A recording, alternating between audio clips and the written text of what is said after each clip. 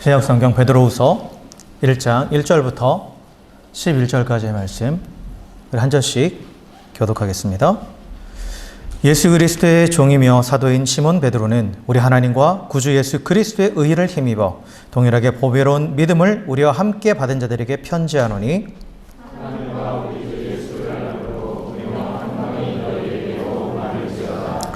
그의 신기한 능력으로 생명과 경건에 속한 모든 것을 우리에게 주셨으니 이는 자기의 영광과 덕으로서 우리를 부르신 이를 알므로 말미암음이라.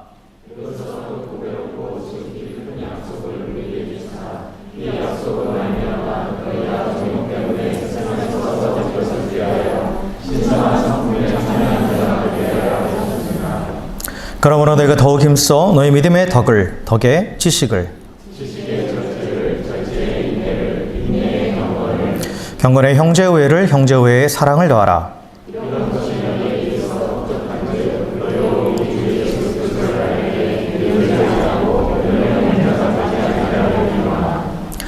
이런 것이 없는 자는 맹인이라 멀리 보지 못하고 그의 옛 죄가 깨끗하게 된 것을 잊었느니라.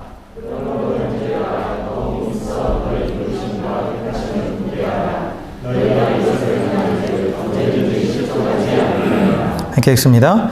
이같이 하면 우리 주 곧 구주 예수 그리스도의 영원한 나라에 들어감을 넉넉히 너희에게 주시리라. 아멘. 아멘. 할렐루야. 예, 우리 옆에 계신 분들 오래간만에 보시죠. 예, 내일 모레 설이죠.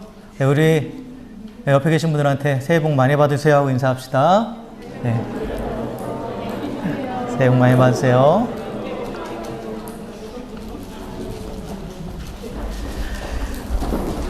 네, 거의 한 달 만에 이렇게 얼굴 뵙는 분들도 있고, 특히 우리 어린이들 너무 오랜만에 뵈서 반가워요. 네? 빨리 끝낼게요. 네. 자, 오늘 말씀은 베드로후서 말씀인데요. 베드로후서 말씀은 사도 베드로가 그 초대교회 그 성도들에게, 특별히 이제 핍박 가운데 있는 성도들에게 쓴 편지죠. 그래서 그들의 믿음을 굳게 하기 위해서, 굳세게 하기 위해서 이 편지를 썼습니다. 그래서 사실 베드로뿐만 아니라 뭐 사도 요한, 사도 바울도 이제 서신서들을 많이 썼잖아요. 이 서신서들의 이 초점은 뭐냐면 성도가 지금 어떻게 하나님의 나라를 살아갈 것인가, 어떻게 하나님이 원하시는 대로 성도의 삶을 살아갈 수 있을 것인가에 대해 초점을 맞추고 있죠. 복음서는 사실 이 땅에 임하신 하나님의 나라, 그 예수님을 통해서 이 땅에 임하신 하나님의 나라, 그리고 또 장차 임하게 될 하나님의 나라에 대해서 그게 초점이 되어 있다면, 물론 현재적인 삶도 말씀을 하지만 주된 초점은 예수님을 통해서 시작된 하나님의 나라, 그리고 완성될 하나님의 나라에 대해서 말씀하고 있다면, 이 서신서들은 보면 그 이미와 아직 완성되지 않은 이미 시작된 하나님의 나라, 그리고 아직 완성되지 않은 하나님의 나라를 살아가고 있는 그 사회를 살아가고 있는, 즉 현재 살아가고 있는 하나님의 백성들이 어떻게 하나님 나라의 삶을 살아갈 것이고, 그래서 어떻게 영원한 하나님의 나라의 삶 가운데에 이어질 것인가, 거기서 더 초점을 두고 있죠. 그래서 오늘 이 베드로후서 말씀 1장 1절부터 11절까지 말씀을 보면 사도 베드로는 먼저 무엇을 얘기하냐면 인사말을 통해서, 1절과 2절이 인사말인데 인사말을 통해서 지금 그 성도들은 예수 그리스도와 그 하나님을 아는 그 믿음 안에서 구원받았다는 걸 먼저 선포해요. 그래서 구원받은 백성이다. 우리는 동일한 믿음을 공유하고 있다. 그래서 하나님 아버지와 예수 그리스도를 믿는, 아는 그 믿음을 다 같이 공유하고 있고, 그래서 우리는 다 같이 구원받은 자다. 그래서 우리 안에 이미 하나님의 나라가 시작됐다라고 그렇게 얘기합니다. 그런데 2절에 보면 하나님과 예수님을 알므로 해서 구원받았는데 또 하나 뭐를 얘기하느냐, 하나님과 예수님을 더 알아가면 알아갈수록 은혜와 평강이 더 임한다라는 것을 얘기해요. 그래서 사실 성도의 현재의 삶은 하나님의 은혜와 하나님의 평강 가운데 살아가는 거거든요. 하나님의 은혜와 평강 가운데 살아가는 거예요. 그게 어떻게 보면 우리가 하나님을 믿고 또 믿음 안에 살아가는 목적이에요. 지금 당장은. 그렇죠? 하나님 주시는 은혜를 누리고, 그리고 하나님 주시는 평강, 평안함을 누리는 것. 그걸 원하는 거죠, 누구나. 근데 그건 어디서부터 오느냐? 하나님과 예수 그리스도를 더 아는 것으로부터 온다라는 거예요. 더 아는 것으로부터 온다. 라는 거죠. 그 여기서 안다라는 말은 경험해서 한다라는 거예요. 지식적인 알무로 그치는 게 아니라 경험해서 하는 건데, 그런데 오늘 그래서 이 베드로가 우리가 더 알아야 될 것, 구원에 담겨 있는 그 하나님의 놀라운 진리, 지금을 하나님의 나라를 살아가게 하는 그 하나님의 놀라운 진리가 무엇인지 그것을 우리에게 다시 한번 설명해 주고 있어요. 그게 이제 오늘 3절부터 11절까지 내용이죠. 그래서 성도가 먼저 알아야 될 게 뭐냐? 성도가 구원받았을 때 그때 생명을 얻었잖아요. 새로 태어났잖아요. 근데 그때 하나님께서 또 성도들에게 주신 게 있다라는 거예요. 주신 게 있다라는 거죠. 먼저 3절에 보면 뭐를 얘기하냐면 그의 신기한 능력으로 생명과 경건에 속한 모든 것을 우리에게 주셨으니 라고 말하죠. 그렇죠? 하나님께서 신기한 능력으로 생명과 경건에 속한 모든 것을 우리에게 주셨다고 말해요. 언제? 자기의 영광과 덕으로서 우리를 부르신 이를 알므로. 즉 이게 구원받았을 말하는 거예요. 우리가 구원받았을 때 하나님께서 뭐를 주셨다고요? 생명과 경건에 속한 모든 것을 우리에게 주셨다라고요. 무엇으로? 하나님의 신기한 능력으로. 여기서 신기한이라는 말은 이상한 뭐 그런 게 아니라 거룩한이라는 뜻입니다. 거룩한 또는 신성한 그런 의미예요. 그래서 여기서 신기한 능력이라는 것은 하나님만이 가지고 있는 거룩하고 신성한 능력. 하나님만이 가지고 있는 능력이 뭡니까? 전능하심이에요. 그 하나님만이 가지고 있는 그 전능하심으로 우리에게 무엇을 주셨느냐? 생명과 경건에 속한 모든 것을 주셨다라고 말해요. 근데 이제 우리말 성경은 조금 번역이 조금 이게 좀 잘못된 부분인데 생명과 경건 이렇게 분리시켰잖아요. 근데 이게 원어적으로 보거나 아니면 여러분 영어 성경을 보면 영어 성경은 이렇게 돼 있어요. Godly life라고 돼 있어요. 경건한 생활, 경건한 삶. 이게 좀 더 원어에 가까운 해석이에요. 원어. 그래서 경건한 삶을 살아갈 수 있도록 하는 모든 것. 우리가 경건하게 살아갈 수 있게 하는 모든 것을 주셨다는 거예요. 근데 여기서 모든 것이라는 것은 여러 가지 것을 말하는 의미도 있지만 그 모든 것을 포함하는 한 가지가 있어요. 우리가 경건한 삶을 살아갈 수 있도록 하는 것. 그게 뭐냐? 성령님이에요. 성령님이죠. 그래서 경건이라는 말, 이 경건이라는 말은 내가 하나님 앞에 있다라는 것. 나의 모든 삶이 하나님 앞에 있고 나는 하나님과 함께 살아간다라는 것. 하나님이 나의 주인이시고 나의 아버지시고 또한 하나님께서 나의 창조주 되시고 나는 피조물이고 이러한 것들을 고백하면서 즉 하나님과 나와의 관계를 바로 세우고 항상 하나님 앞에 살아가는 삶. 그게 경건한 삶이에요. 이제 코람데오라는 말이 있죠. 하나님 앞에서. 이게 경건입니다. 그래서 하나님 앞에서 살아가는 거예요. 근데 하나님 앞에 살아가기 위해서 필요한 모든 것. 성령님이죠. 성령님이에요. 그 성령님을 보내주셨기 때문에 우리는 하나님 앞에 살 수 있게 되는 거예요. 구원받은 모든 자의 안에 성령께서 들어와 계시죠. 성령은 하나님의 영이에요. 그래서 하나님의 영이 우리 안에 계셔서 하나님이 어떤 분인지 가르쳐 주시고 그리고 하나님의 뜻이 무엇인지 가르쳐 주심으로 우리가 하나님 앞에 서 있게 하는 거죠. 이게 거룩하게 구별된 삶, 거룩한 삶을 살아가는 것, 즉 하나님 앞에 살아가는 것, 이 경건한 삶을 가능하게 하는 것은 바로 성령님이다라는 거예요. 그래서 구원받은 성도들은 장차 죽어서 천국 가는 것만 예비되어 있는 것이 아니라 지금 이 땅에서 하나님 앞에서 살아갈 수 있도록 하나님께서 그 모든 것을 주셨다라는 거죠. 성령님을 보내주셨다라는 거예요. 그리고 두 번째로 또 무엇을 주셨느냐? 4절에 보면 이로써 그 보배롭고 지극히 큰 약속을 우리에게 주사라고 되어 있죠. 여기서 이로써라는 말은 앞에 나오는 그의 신기한 능력으로 해요. 그래서 하나님의 전능하신 능력으로 우리에게 뭘 주셨느냐? 보배롭고 지극히 큰 약속을 주셨다라고 말해요. 하나님 우리에게 약속을 주셨다라는 거예요. 우리가 구원받을 때. 하나님 우리에게 주신 약속이 무엇이냐? 그것이 무엇일까라고 했을 때 사도 베드로가 이 전의 편지, 베드로전서에서 또 이것에 대해서 얘기했어요. 베드로전서 1장 3절부터 4절에 보면 우리 주 예수 그리스도의 아버지 하나님을 찬송하리로다. 그의 많으신 긍휼대로 예수 그리스도를 죽은 자 가운데서 부활하게 하심으로 말미암아 우리를 거듭나게 하사 산 소망이 있게 하시며 썩지 않고 더럽지 않고 쇠하지 아니한 유업을 잊게 하시나니 곧 너희를 위하여 하늘에 간직하신 것이라 라고 말해요. 그래서 베드로후서에서 지금 베드로후서 1장 4절에서 말하는 보배롭고 지극히 큰 약속을 베드로전서 1장 3절에서는 뭐라고 얘기하고 있냐면 산소망이라고 얘기한 거예요. 그 산소망은 뭡니까? 썩지 않고 더럽지 않고 쇠하지 않은 영원한 하나님의 나라를 유업으로 받는다라는 거예요. 그게 우리에게 주신 약속, 그게 산소망이죠. 이와 비슷한 내용을 또 사도 요한도 얘기합니다. 사도 요한도. 요한일서 3장 2절부터 4절에 보면 사랑하는 자들아 우리가 지금은 하나님의 자녀라 장래에 어떻게 될지는 아직 나타나지 아니하였으나 그가 나타나시면 우리가 그와 같을 줄을 아는 것은 그의 참모습 그대로 볼 것이기 때문이니 주를 향하여 이 소망을 가진 자마다 그의 깨끗하심과 같이 자기를 깨끗하게 하느니라. 사도 요한은 이 소망을 뭐라고 말합니까? 예수님처럼 된다라는 거예요. 예수님이 재림의 날에 우리가 예수님처럼 된다라는 거예요. 결국 다 똑같은 말을 하는 거예요. 사도 베드로도 그렇고 사도 요한도 그렇고 그리고 우리가 올해 계속 처음부터 나눴던 사도 바울도 그렇고 표현만 달라요. 표현만 다릅니다. 우리가 장차 하나님께서 우리에게 약속을 주셨는데 그 약속은 뭐냐? 장차 예수님처럼 된다라는 거예요. 그래서 하나님의 나라를 유업으로 받는다라는 거죠.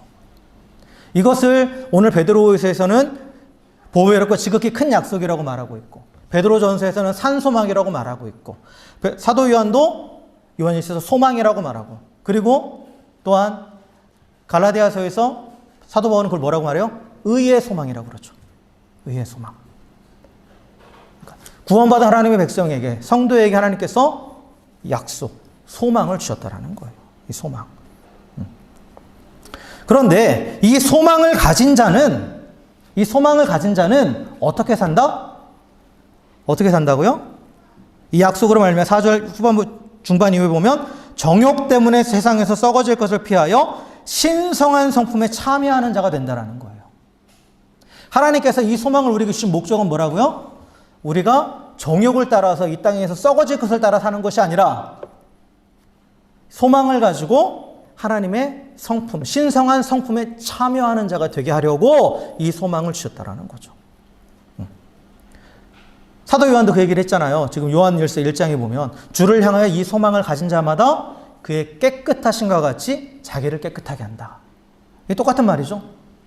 그렇잖아요. 이 세상의 정욕을 따라 살아가는 자는 이 세상에 썩을 것을 따라 살아가는 거예요.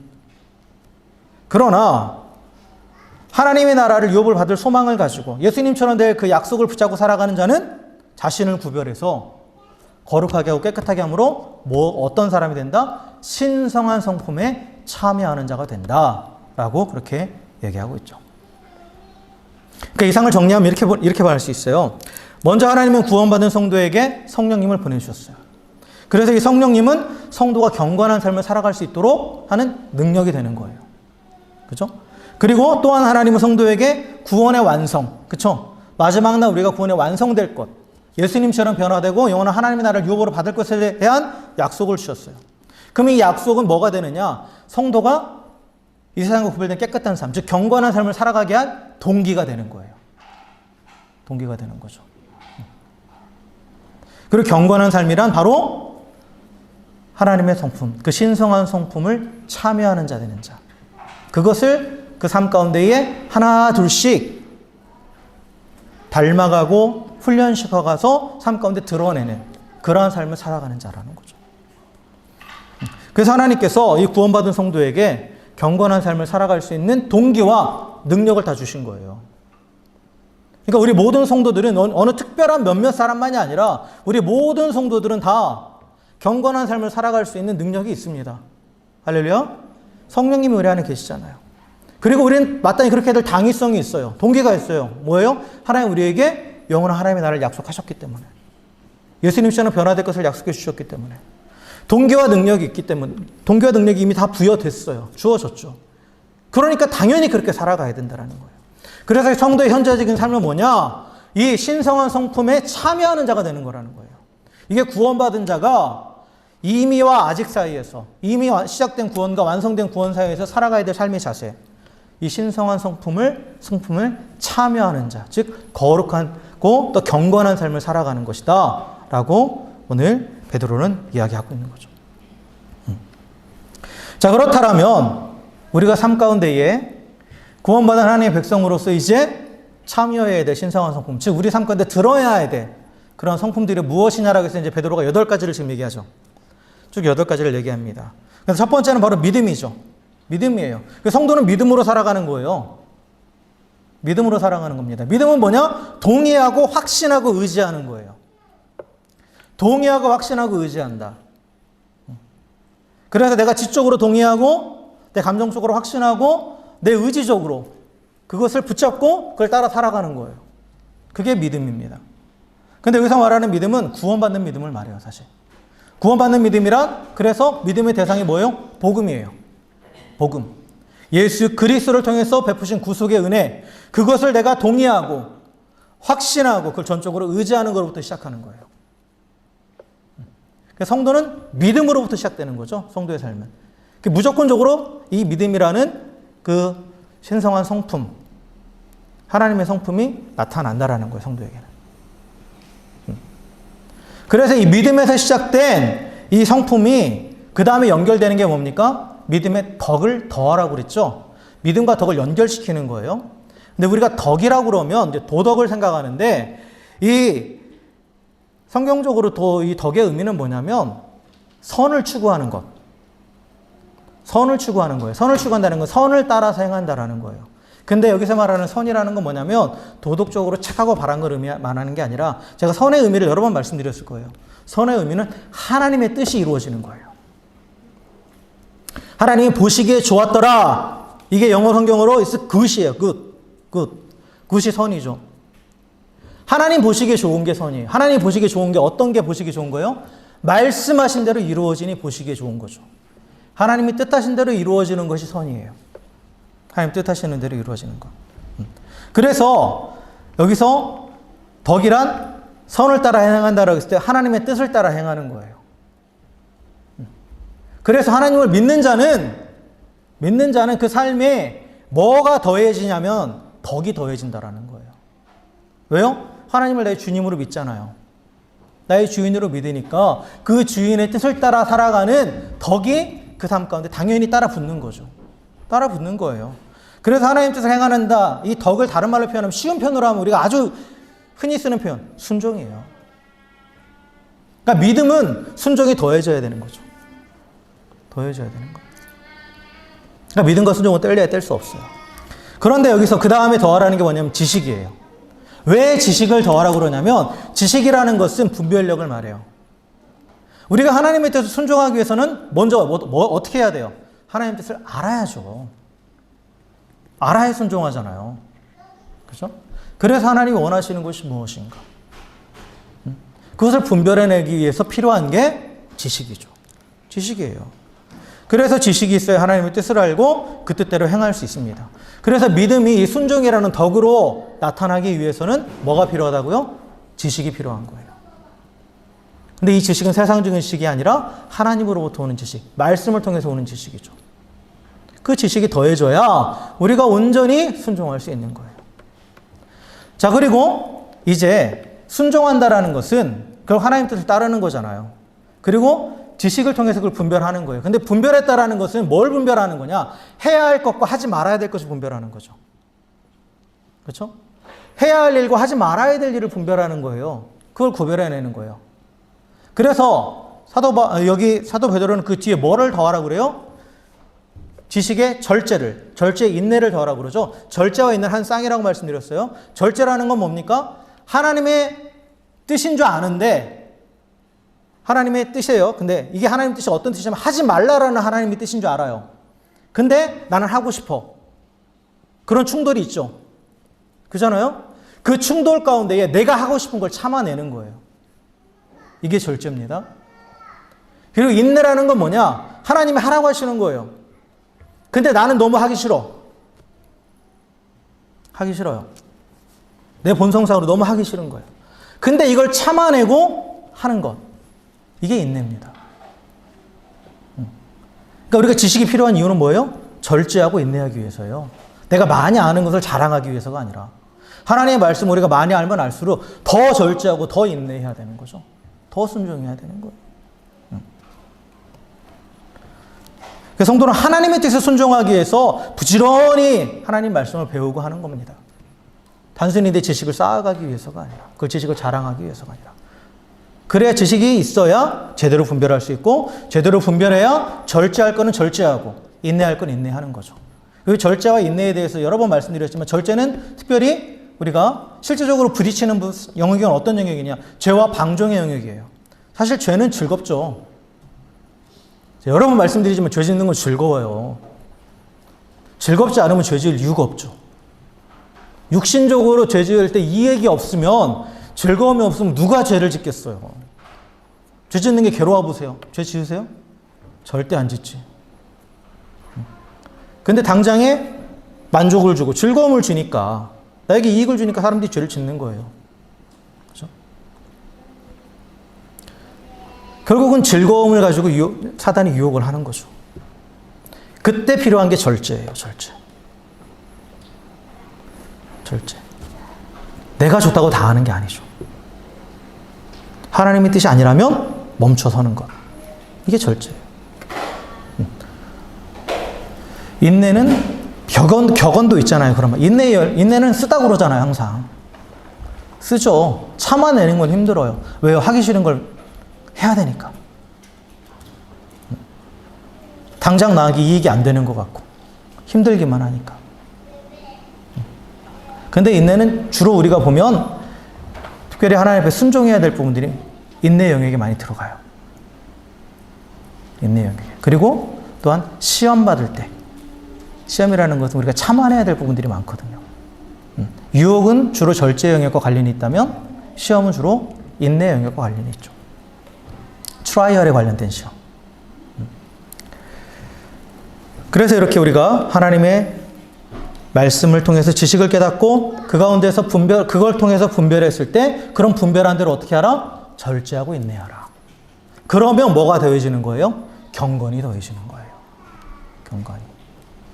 경건이라는 것은 아까도 말씀드렸지만 하나님 앞에 바로 서 있는 것. 그러니까 하나님의 뜻을 알고 하나님의 뜻을 따라서 행하는 자는 당연히 하나님 앞에 바로 서 있는 거죠. 하나님 바로 서 있는 거예요. 그래서 경건을 더한다라고 하는 것은 다시 표현하면 경건에 이른다라는 거예요. 이걸 통해서. 그래서 하나님 안에서 세상과는 다른 삶, 하나님께 헌신하며 순종하는 삶을 살게 되는 거죠. 그래서 믿음의 덕의 지식을, 지식의 절제를, 절제의 인내를, 인내의 경건을 더하라. 한 세트입니다. 한 세트예요. 그래서 우리가 개인적으로 하나님 앞에 어떻게 바로 설 것인가. 믿음으로부터 시작해서 그래서 그 하나님의 뜻을 행하고자 하는 그 마음을 가지고 그래서 분별하고 지식을 통해서 분별하고 절제하고 인내함을 통해서 경건에 이르는 거예요. 여기까지는 개인적인 영역이에요. 그런데 이 경건의 개인적인 영역으로만 그치느냐, 하나님의 성품이 우리가 다듬어가야 될 성품이 내 개인적인 이 영역에서 마치느냐, 그게 아니죠. 개인의 영역에서 이제 뭐로 나갑니까? 공동체로 나가요. 그 다음에 나오는 게 뭡니까? 형제우애죠. 형제우애라는 것은 여기서 형제라는 말은 같은 믿음을 소유하고 공유하고 있는 믿음의 공동체를 표현하는 거예요. 아시겠죠? 믿음의 공동체 안에서 서로 사랑하라는 거죠. 서로 사랑하라는 거. 그래서 특별히 나와 같은 공동체, 믿음의 공동체, 또 가정이라는 공동체 있죠. 가정이라는 공동체. 이런 공동체 안에서 직접적으로 나와 관계를 가지고 맺고 있는 그런 사람들에게 관심을 가지고 약자를 배려하고 또 섬기고 돌보라는 거죠. 돌보라는 거예요. 이게 형제우애예요. 그런데 이렇게 형제우애하는 이 모습을 통해서 특별히 교회 안에서 서로 사랑하고 섬기는 모습을 통해서 뭐가 드러납니까? 하나님의 사랑이 드러나죠. 그 하나님의 사랑이, 하나님의 그 사랑의 모습을 보고 밖에 있는 자들이, 그 공동체 밖에 있는 자들이 하나님께로 나오게 되는 거예요. 그래서 이 믿음의 공동체가 확장되어 가는 데 있어서 중요한 건 뭐냐? 그 형제들 가운데의 교제, 코이노니아. 교회의 중요한 사역 중에 하나가 코이노니아예요. 이 코이노니아를 통해서 하나님의 사랑이 드러나는 거예요. 서로 사랑하고 섬기는 모습을 통해서 그것을 본 그 밖에 있는 자들이 나도 이 공동체 안으로 들어오고 싶다라고 하는 거죠. 그래서 다음 덕목인 사랑으로 나아가는 거예요. 사랑으로. 그래서 여기서 이 사랑은 이 나와 같은 공동체가 아닌 이제 불특정 다수를 향한 그러한 사랑이죠. 그래서 내가 알지 못하는 일을 위해서 또 어떤 자들까지? 원수까지 하나님이 나를 사랑하신 것처럼 사랑하고 섬기는 것.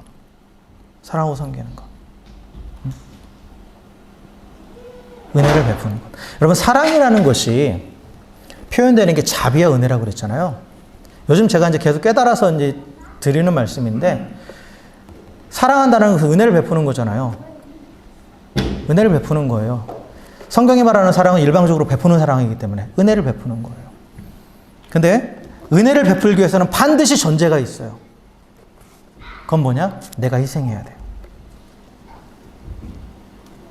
내가 희생하지 않으면 은혜를 베풀 수 없어요. 한번 곰곰이 생각해 보세요. 우리가 하나님의 은혜를 받았다. 예수 그리스도를 통해서 은혜를 받았다고 했을 때 그냥 받았어요? 예수님이 희생하셨잖아요. 하나님이 희생하셨잖아요. 그죠? 그래서 우리가 하나님이 우리에게 베푸신 은혜를 값 없는 은혜라고 하는 거예요. 값 없는 은혜. 값싼 은혜가 아니에요. 무슨 의미인지 아시겠어요? 희생이라는 대가를 지불하셨기 때문에 나에게는 값이 없는 것뿐이지, 그렇다고 해서 그 은혜가 값싼 거냐? 절대 아니죠. 가장 값진 것을 드렸기 때문에 나에게는 값이 없는 거예요. 그래서 여러분, 사랑하는 데는 반드시 뭐가 필요하냐? 희생이 필요한 거예요. 사랑의 여러 가지 또 파생되는 그런 것들이 있죠. 용서한다라는 것도 사랑의 표현이죠. 용서한다라는 건 뭐예요? 이 사람이 나에게 끼친 그 손해를 내가 감수하겠다라는 거예요. 진정한 용서는 내가 계산해보고, 이 정도 내 손에 메꿔줬으니까 그래 봐주자. 이건 용서가 아니에요. 이러한 손해가 있는데, 근데 더 이상 내가 너한테 그걸 요구하지 않겠다. 여기서 끝이다. 그 손해 내가 다 감당하겠다. 이게 용서입니다. 용서도 희생이 있어야 하는 거예요. 희생 없는 말뿐인 용서는 용서가 아니에요. 그러니까 항상 그 찌꺼기가 남아있잖아요. 용서한다고 하면서도. 내가 손해본 게 자꾸 떠오르니까. 그러니까 사랑은 어떤 모습으로 우리가 사랑을 표현하든 간에 다 반드시 희생이 그 안에 있어야 사랑이 표현되는 거예요. 그리고 그게 온전한 사랑입니다. 성경이 말하는 아가페의 사랑이라는 게. 값없이 주는 사랑이라는 것은 누군가 값을 치렀다라는 거예요. 그걸 반드시 잊으시면 안 돼요.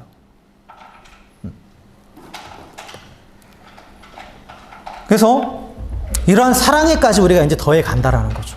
더해 가는 거예요. 그래서 성도가 이 신성한 성품에 참여하는 것은 개인의 영역에만 머무르 있는 것이 아니라, 개인의 하나님과의 관계가 경건에만 머무르 있는 것이 아니라, 이제 형제들과 또한 그 밖에 있는 사람들에게까지 연결되는, 그래서 그 사랑의 관계로 모든 것을 품는 거기까지 연결되는 거예요. 그게 우리가 예수 그리스도 안에서 구원받은 자로서 하나님께서 또한 우리에게 더하라고 하시는 그러한 신성한 성품들입니다. 그 성도는 이 신성한 성품을 더해갈 수 있는 능력을 이미 주셨어요. 그죠? 성령님이 우리 안에 있기 때문에. 그리고 우리는 이 신성한 성품을 향해서 나아가야 될 동기가 있어요. 뭐예요? 우리는 마지막 날에 정말 이 성품이 완전하게 되는, 그렇죠? 예수님처럼 완전하게 이 성품들이 삶 가운데 구현되는 그날이 올 거예요. 우리는 그렇게 변화될 거예요. 그렇기 때문에 그 미래를 바라보면서 지금 또 그렇게 살아가는 거예요. 지금 그렇게 살아가는 거죠. 그리고 이제 베드로는 뒤이어서 이 두 가지로 또 이 신성한 성품에 참여해야 되는 이유 두 가지를 또 얘기해주고 있어요. 보면 8절과 9절에 보면 이 베드로가 이 신성한 성품들 쭉 설명을 했는데, 결국 이거는 예수님의 성품이잖아요. 이 땅 가운데 오셔 우리 가운데 보여주신 예수님의 성품이에요. 그러면 우리가 이 신성한 성품을 참여한다라는 것은 다시 말하면 예수님을 닮아가는 거예요. 그렇죠? 예수님을 닮아가는 거예요. 근데 예수님을 닮기 위해서는 어떻게 해야 됩니까? 예수님을 알아야 되는 거죠. 그러니까 이 신성한 성품에 참여하는 자는 예수님을 알기에 게으르지 않은 거예요. 계속해서 예수님을 알아가려고 부지런하게 예수님을 알아가고, 그래서 그 안에서 또 열매를 얻게 된다고 베드로는 얘기하죠. 그러니까 예수님을 알아간다라는 것, 예수님을 알아간다라는 거 알기 위해서는, 자, 내가 누군가를 알기 위해서는 어떻게 해야 돼요? 교제해야죠. 그잖아요. 전혀 상관없이 나와 별개인 사람과 그 사람을 내가 어떻게 알아요? 여기서 안다라는 것은 지식적인 알미 아니라 부부관계의 알 같은 그런 친밀한 알을 말하는데, 그러면 당연히 교제해야 되는 거죠. 교제 없이는 알 수 없어요. 그래서 예수님과 계속해서 교제해야 돼요. 그래서 예수님을 계속해서 교제함을 통해서 예수님을 알아가요. 그러면서 우리가 예수님과 교제하면서 뭐를 알아가느냐? 예수님이 어떻게 살아가셨는가? 그 삶의 모습을 발견하는 거예요. 그리고 그 예수님이 그 살아가신 삶의 모습을 통해서 지금 나의 삶, 지금 내 실제 삶을 사는 법을 배우는 거예요. 그런데 여기서 우리가 한 가지 중요한 사실이 있어요. 예수님으로부터 그 삶을 배운다라는 것은 그분의 삶을 그대로 복제한다는 그런 의미가 아니에요. 그래서 예수님처럼 수염을 기르고 예수님처럼 뭐 이렇게 막 그런 게 아니라 기계적으로 예수님이 하신 일들을 그대로 따라하는 게 아니라, 예수님으로부터 내 삶을 배운다라는 것은 만약에 예수님이 지금 나라면 어떻게 하셨을까? 지금 내 삶의 현장에서 예수님은 어떻게 하실까? 그걸 배우는 거예요. 그걸 배우는 겁니다. 그러니까 예수님이 하신 삶의 방식이 있잖아요. 패턴들이. 그렇죠? 예수님이 사람들을 대하시는 방식, 예수님이 하나님께 나아가셨던 방식, 그런 여러 가지 패턴들이 있단 말이에요. 그걸 배우는 거예요. 그걸 배워서 내 삶에 적용하는 거예요. 기계적으로 종교적인 삶을 살라라는 게 절대 아니에요. 예수님을 닮아간다라는 것은 내 삶의 현장 가운데서 닮아간다라는 거예요. 삶의 현장 가운데서. 그래서 예수님께 삶을 배운 자는 나의 모든 일을 예수님이 자신의 일을 하신 방식대로 행하는 법을 배우는 거예요. 그래서 모든 삶의 현장에서 종교적인 영역뿐만 아니라 모든 삶의 현장과 상황 속에서 예수님이 하셨던 그 패턴대로 행합니다. 그 패턴대로. 그러면서 그 예수님의 성품들이 나타나는 거예요. 저절로. 그래서 예수님을 부지런히 알아갈수록 더욱더 예수님을 닮아가면서 열매를 맺는다고 말하죠. 열매를 맺어요. 8절에 보면 이것이 흡족했을 때 너희들이 열매 없는 자가 되지 않는다. 즉 예수님의 성품을 계속해서 닮아가면서 우리는 열매를 맺는다라는 거예요. 이때 맺는 열매는 뭐냐? 구원의 열매예요. 구원의 열매. 여기서 말하는 구원의 열매는 뭐냐? 현재적인 구원과 미래적인 구원을 말해요. 현재적인 구원은 뭐예요? 은혜와 평강을 누리는 거예요. 미래적인 구원은 뭐예요? 구원의 완성을 맛보는 거예요. 그러한 열매들을 맛보게 된다는 거죠. 그러나 이런 것들이 없는 자들, 이 신성한 성품에 참여하지 않는 자들은 열매를 못 맺어요. 못 맺습니다. 그래서 지금도 구원을 누리지 못하고 또 장차 구원의 완성을 향해서 나가지 못해요. 더 심각한 건 뭐냐? 9절에 보면 이런 것이 없는 자는 맹인이라 멀리 보지 못한다. 즉 구원의 완성을 보지 못해요. 그리고 그의 옛 죄가 깨끗하게 된 것을 잊었다. 이미 받은 구원의 은혜마저도 잊어버리는 거예요. 그래서 우리가 이게 신앙의 정체라는 표현을 쓰잖아요. 우리가 나가지 못하고 내가 어느 순간부터 정체된 것 같다라고 하는 그것은 사실 신앙의 정체는 가만히 머물러 있는 경우가 없어요. 가만히 있는 순간 어떻게 돼요? 퇴보하는 거예요. 이전 것까지 잊어버리게 되는 거예요. 이전 것까지. 그래서 우리가 현재적인 구원인 은혜와 평강을 누리고 계속해서 이 미래적인 구원의 완성을 향해서 나아가기 위해서는 예수님을 부지런히 알아가고 배워서 그 예수님의 성품, 그 신성한 성품에 참여해야 되는 거예요. 계속해서. 믿음의 덕을 덕의 지식의 절제를 절제의 인내를 인내의 경건을 경건의 형제의 형제의 사랑을 계속해서 더해 가야 되는 거예요. 계속해서 더하는 인생이 돼야 되지. 하나둘씩 제거해가는 인생이 되면 안 돼요. 사랑을 빼고 형제오해가 사라져가고 또 인내와 절제가 사라져가고 이런 삶은 퇴보하는 인생이죠. 그래서 결국은 처음 받은 구원의 은혜마저 까먹게 돼요. 그래서 구원의 길에서 떨어져 버리는 경우도 생깁니다. 그리고 두 번째로 왜 우리가 이 신성한 성품을 계속해서 참여해 가야 되느냐? 구원의 확신을 가지기 위해서요. 구원의 확신. 10절에 보면 형제들아 더욱 힘써 너희 부르심과 택하심을 굳게 하라 라고 했죠. 부르심과 택하심을 굳게 하라. 부르심과 택하심은 구원을 표현하는 말이거든요. 하나님 우리를 부르셨고 우리를 구원하셨다. 택하셨다. 이게 구원이에요. 그런데 우리 스스로가 내 구원을 굳게 할 수 있다? 그런 의미가 아니에요. 여기서 부르심과 택하심을 굳게 하라는 것은 구원의 확신을 가지라는 거예요. 구원은 전적으로 하나님의 사역이고 하나님의 주권에 달렸죠. 그리고 우리는 오직 믿음을 통해서 구원받아요. 그런데 힘써 부르심과 택하심을 굳게 하라고 했을 때 이 말은 열심히 노력해서 구원을 얻으라는 것이 아니라 내가 받은 그 구원에 대해서 확신하라는 거예요. 확신하라는 거죠. 구원의 확신을 가지라는 거예요. 그런데 구원의 확신은 언제 오냐? 나 구원받았다, 자기 체면으로 막 이렇게 한다 구원의 확신이 있냐? 그게 아니에요. 내 삶 가운데서 내가 하나님의 주시는, 하나님이 말씀하시는 이 신성한 성품에 참여하는 자가 될 때, 그때 내가 구원받았다는 확신이 드는 거예요. 내가 주의 뜻을 따라서 바른 지식을 얻고 그 뜻에 순종함으로 내가 변화되어 갈 때, 내 성품이 변화되어 갈 때, 옛 성품이 사라져가고 신성한 성품이 내 성품 때 하나둘씩 드러나게 될 때, 아, 내가 구원받았구나 확신하게 되는 거죠. 구원의 확신이 왜 필요합니까? 구원의 확신이 없으면 천국 못 가요? 그건 아니에요. 그건 아닙니다. 오해하지 마세요. 내가 구원받았는지 아리까리 해도 예수 그리스도의 보혈의 능력이 그 안에 있으면 구원받았어요. 천국 가요. 그런데 그런 구원의 확신이 왜 필요하느냐? 그 뒤에 나오죠. 실족하지 않으려고. 실족하지 않으려고. 여러분, 우리가 이 땅을 살아오는 동안 계속해서 수많은 시험이 있고 유혹이 있고 우리를 넘어뜨리게 하는 수많은 요소들이 있잖아요. 아마 지금도 그런 스트러글 가운데 있는 분들이 있을 거예요. 그런 갈등 가운데, 그런 시험 가운데. 그래서 막 실족했다, 시험 들었다. 우리 성도들이 가장 많이 하는 표현 중에 하나가 시험 들었다. 나 시험 받았다. 누가 주지도 않았는데 상처받았다. 그런 표현들 많이 쓰잖아요. 준 사람은 없어요. 받은 사람만 있지. 근데 그게 왜 그러느냐? 구원의 확신이 없기 때문이에요. 구원의 확신이. 구원의 확신이 없는 자는 상황과 환경에 따라서 흔들리는 거예요. 상황과 환경에 따라서.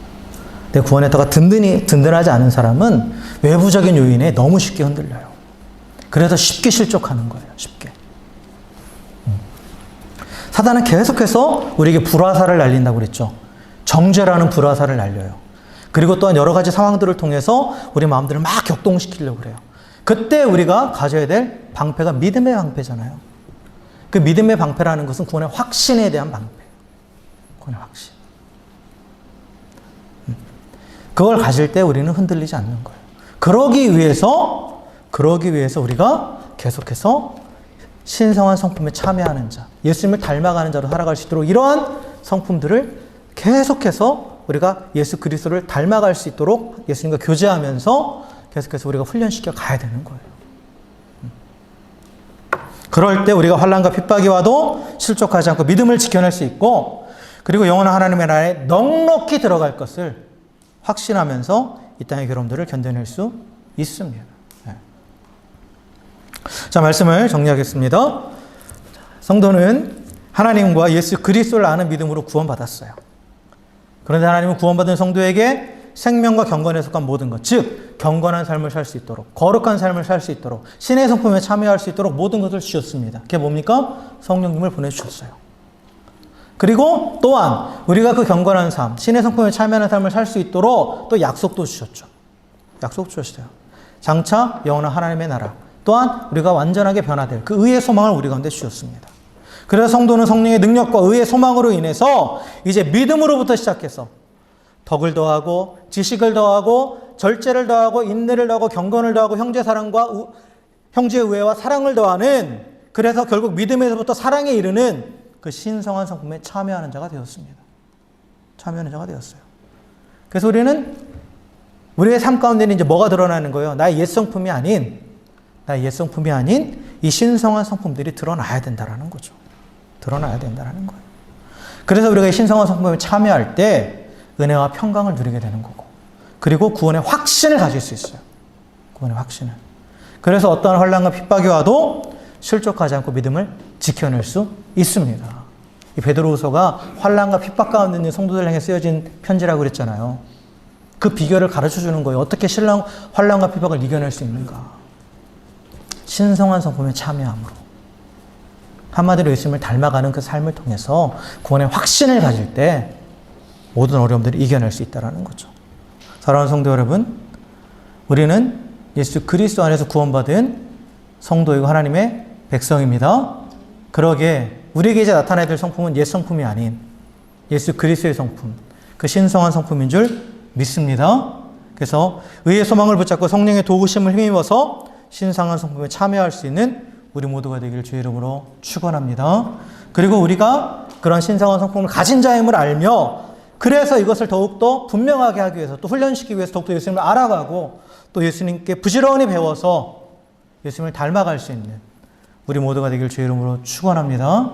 그러함으로 오늘의 삶 가운데에 은혜와 평강을 누리고 또한 구원의 확신을 가지고 날마다 승리하며 나아가는 우리 모두가 되기를 다시 한번 주의 이름으로 간절히 축원합니다. 함께 기도하겠습니다.